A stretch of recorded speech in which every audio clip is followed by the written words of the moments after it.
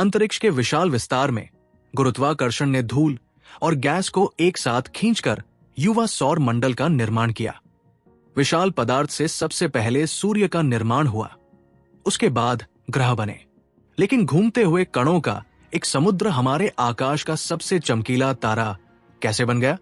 Alabama के Huntsville में NASA के मार्शल स्पेस फ्लाइट सेंटर में नासा के हिनोड की परियोजना वैज्ञानिक सबरीना सैवेज ने एक बयान में कहा, सूर्य भयानक और भव्य है और ये हमारे सौर मंडल की सबसे अच्छी भौतिकी प्रयोगशाला भी है। हालांकि ये खाली लग सकता है, लेकिन अंतरिक्ष गैस और धूल से भरा हुआ है। अधिकांश पदार्थ हाइड्रोजन और हीलियम थे, लेकिन उनमें से कुछ तारों की हिंसक मृत्यु से बचे हुए अवशेषों से बने थे। लगभग 4.5 बिलियन साल पहले अंतरिक्ष से गुजरने वाली ऊर्जा की तरंगों ने ऐसे कणों के बादलों को एक दूसरे के करीब दबाया और गुरुत्वाकर्षण ने उन्हें खुद पर ढहने और फिर घूमने के लिए प्रेरित किया।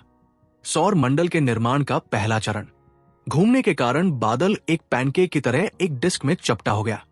केंद्र में पदार्थ एक साथ मिलकर एक प्रोटोस्टार बन गया जो अंततः सूर्य बन गया। खगोल शास्त्री जॉन टोबिन ने space.com को एक ऐसे ही प्रारंभिक सूर्य के बारे में बताया। इस प्रोटोस्टार के चारों ओर एक घूर्णनशील समर्थित डिस्क है। उन्होंने कहा कि ये ग्रहों के निर्माण में एक महत्वपूर्ण तत्व है। ये ग्रह निर्माण प्रक्रिया के लिए सामग्री को काफी लंबे समय तक लटकाए रखता है।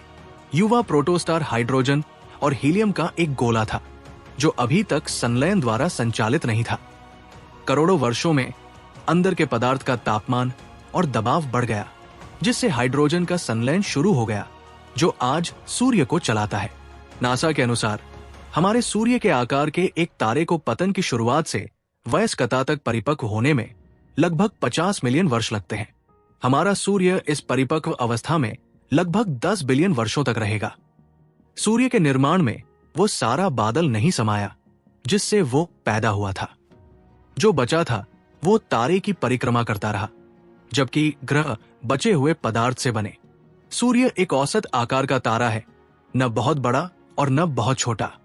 इसका आकार इसे परिक्रमा करने के लिए एक बेहतरीन तारा बनाता है, क्योंकि ये न तो बड़ा और न ही तेजी से जलने वाला है और न ही छोटा और धुंधला है।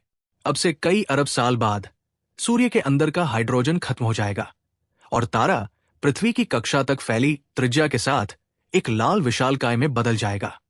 इसके केंद्र में मौजूद हीलियम भी जल जाएगा।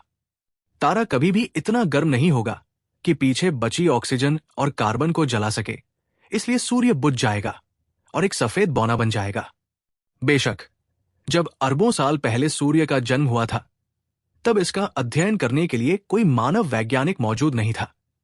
खगोलविद आकाशगंगा में असंख्य तारों का अध्ययन करके सूर्य के जीवन के बारे में सीखते हैं। मॉडलों के साथ मिलकर ये अवलोकन हमें हमारे सबसे नजदीकी तारे की युवावस्था के बारे में बताने में मदद कर सकते हैं।